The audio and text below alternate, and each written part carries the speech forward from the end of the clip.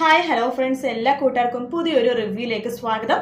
അങ്ങനെ രാത്രിയാവാൻ വേണ്ടി കാത്തിരിക്കുകയാണ് ഷാരി. കാരണം താരനെ അങ്ങനെ ഇട്ടിട്ട് ഒരു കാര്യമില്ലല്ലോ, എവിടെയെങ്കിലും മറവ് ചെയ്യണ്ടേ, അതിനു വേണ്ടി എല്ലാവരും ഉറങ്ങാൻ വേണ്ടി കാത്തിരിക്കുകയാണ്. അപ്പോൾ ഷാരി നോക്കുമ്പോഴേക്കും സരിയും മനോഹറും ഉറങ്ങാൻ വേണ്ടി പോയി. രാഹുൽ ആണെങ്കിൽ നല്ല ഉറക്കമാണ്. ഇത് തന്നെ പറ്റിയ സമയം എന്ന് പറഞ്ഞിട്ട് ഷാരി പതുക്കെ അടുക്കളയിലേക്ക് പോകുക കേട്ടോ. അടുക്കളയിൽ പോയിട്ട് റൂം തുറക്കുവാണ്. അവിടെ ഇപ്പോഴും താരയുടെ ഡെഡ് ബോഡി അങ്ങനെ തന്നെ കിടക്കേണ്ട. ഡെഡ് ബോഡി ആണെന്ന് പറയാൻ പറ്റില്ല, നമുക്ക് ചിലപ്പോൾ ജീവൻ ഉണ്ടാവാതിരിക്കാം, മനോഹർ നുണ പറഞ്ഞതായിരിക്കാം. അങ്ങനെ താര അങ്ങനെ കിടക്കുവാണ്. താരനെ വലിച്ചുകൊണ്ട് ഹോളിലേക്ക് കൊണ്ടുവരികയാണ് ഷാരി. ആ സമയത്ത് മനോഹർ എന്തോ എടുക്കാൻ വേണ്ടി വെള്ളം കുടിക്കാൻ വേണ്ടി നിലത്തേക്ക് വരുമ്പോഴാണ് ആ കാഴ്ച കാണുന്നത്.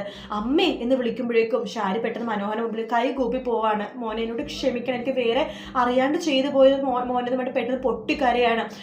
അമ്മ വിഷമിക്കേണ്ട, അമ്മയുടെ കൂടെ ഞാനുണ്ട്, അമ്മ വിഷമിക്കേണ്ട, ഞാൻ നോക്കട്ടെ എന്ന് പറഞ്ഞിട്ട് താരയ്ക്ക് ജീവനുണ്ടോ എന്ന് നോക്കുവാണ്. അപ്പൊ ജീവൻ ഇല്ലാത്ത പോലെ തന്നെയാണ് മനോഹറിനെ തോന്നുന്നത്.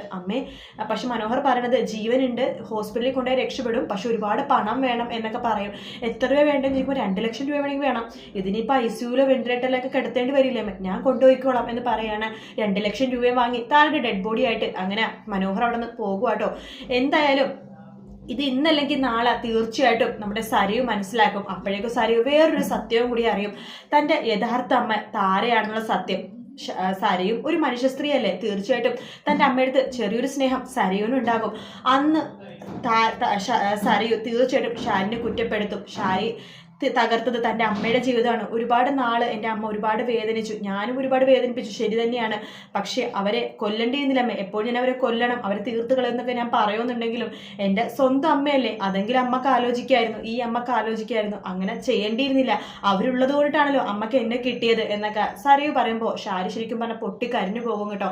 എന്തായാലും സരയു ഒരിക്കൽ താരനെ അംഗീകരിക്കും എന്നുള്ള കാര്യം 100% ഉറപ്പാണ്. അന്നായിരിക്കും ഷാരി ചെയ്ത ഈ ഒരു തെറ്റിന്റെ പുറത്ത് സരയു ഷാരിനെ കുറ്റപ്പെടുത്താനും പോകുന്നത്.